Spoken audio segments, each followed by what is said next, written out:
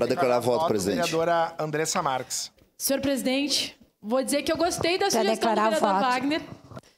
E porque, claro, nobres colegas, a gente discute, debate, cada um tem a sua posição aqui, mas quando são assuntos como esse, percebo que tem uma grande sintonia entre nós. Então vejam a força que teria se nós, por exemplo, discutíssemos aqui na terça e depois fôssemos os vereadores até a RGE.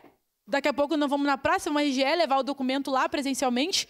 E aí eu tenho certeza que a população se sentiria representada por todos nós, que faríamos um movimento conjunto, né, para cobrar da empresa que faça o seu papel, que seja para ir em órgãos, né, públicos também, PROCON, enfim, buscar os espaços que a gente acreditar necessários. Portanto, sou a favor, acho que seria interessante.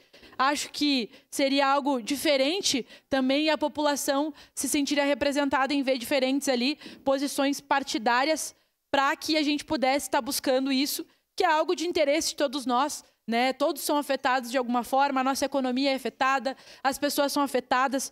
Eu estava olhando aqui antes as informações sobre a gratuidade, né? Esse novo benefício que atingiu 55 milhões de pessoas no Brasil. E aí são os seguintes os requisitos, né? Além de garantir gratuidade a quem consome até 80 kWh mês e atende os critérios, a iniciativa também prevê, a partir de 1º de janeiro de 2026, desconto em média de 12% na conta de luz para outras 55 milhões de pessoas. Essa medida atende o novo desconto social de energia elétrica, que isenta o pagamento de conta no consumo mensal de famílias do cadastro único. E essa isenção, vereador Juliano Valim, contempla idosos e pessoas com deficiência que recebem benefício de prestação continuada.